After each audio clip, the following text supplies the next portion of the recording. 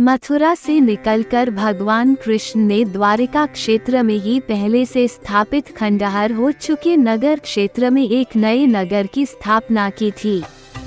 कहना चाहिए कि भगवान कृष्ण ने अपने पूर्वजों की भूमि को फिर से रहने लायक बनाया था, लेकिन आखिर ऐसा क्या हुआ कि द्वारिका नष्ट हो गई? किसने किया द्वारिका को नष्ट? क्या प्राकृतिक आपदा से नष्ट हो गई द्वारिका? क्या किसी आसमानी ताकत ने नष्ट कर दिया द्वारिका को, या किसी समुद्री शक्ति ने उजाड़ दिया द्वारिका को? आखिर क्या हुआ कि नष्ट हो गई द्वारिका और फिर बाद में वह समुद्र में डूब गई? अंतिम पेज पर खुलेगा इसका रहस्य, जो आज तक कोई नहीं जानता। इस सवाल की खोज कई वैज्ञानिकों ने की और उसके जवाब भी ढूंढे हैं। सैकड़ों फीट नीचे समुद्र में उन्हें ऐसे अवशेष मिले हैं जिसके चलते भारत का इतिहास बदल गया है। अब इतिहास को फिर से लिखे जाने की जरूरत बन गई है। आओ इस सब के खुलासे के पहले जान लें इस क्षेत्र की प्राचीन पृष्ठभूमि को।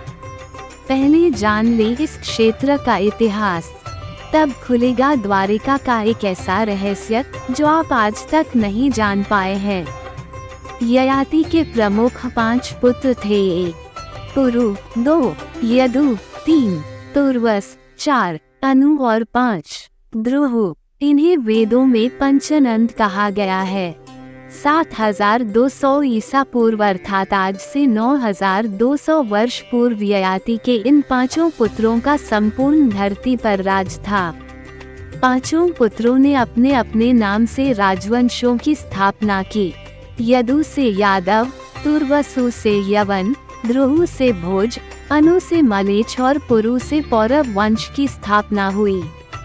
इन 5 कुल के लोगों ने आपस में कई प्रसिद्ध लड़ाइयाँ लड़ी हैं, जिसमें से एक दासराज्ञा का युद्ध और दूसरा महाभारत का युद्ध प्रसिद्ध है।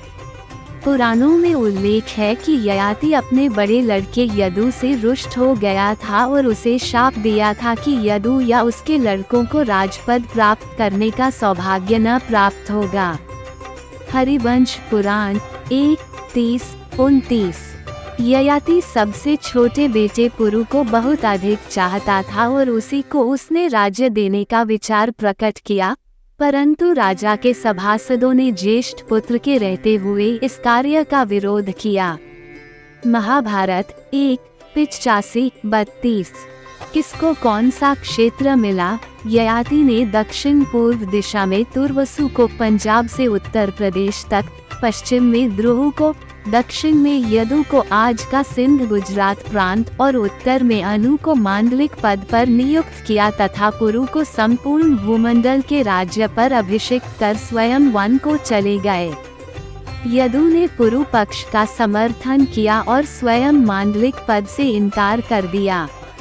इस पर पुरु को राजा घोषित किया गया और वह प्रतिष्ठान की मुख्य शाखा का शासक हुआ।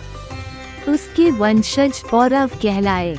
अन्य 4 भाइयों को जो प्रदेश दिए गए उनका विवरण इस प्रकार है। यदु को चर्मरावती अथवा चर्मनुती, चंबल, बेत्रावती, बेतवा और शुक्तिमती केंद्र का तटवर्ती प्रदेश मिला। तुर्वसु को प्रतिष्ठान के दक्षिण पूर्व का भूभाग मिला और द्रुहु को उत्तर पश्चिम का। गंगा यमुना दोआब का उत्तरी भाग तथा उसके पूर्व का कुछ प्रदेश जिसकी सीमा अयोध्या राज्य से मिलती थी, अनु के हिस्से में आया। यदि हम यादवों के क्षेत्र की बात करें तो वह आज के पाकिस्तान स्थित सिंध प्रांत और भारत स्थित गुजरात का प्रांत है। इसके बीच का क्षेत्र यदु क्षेत्र कहलाता था। पहले राज्य का विभाजन नदी और वन क्षेत्र के आधार पर था। सरस्वती नदी पहले गुजरात के कच्छ के पास के समुद्र में विलीन होती थी। सरस्वती नदी के इस पार अर्थात विदर्भ की ओर गोदावरी नर्मदा तक से लेकर उस पार सिंधु नदी के किनारे तक का क्षेत्र यदुओं का था। सिंधु के उस पार यदु के दूसरे भाइयों का क्षेत्र था।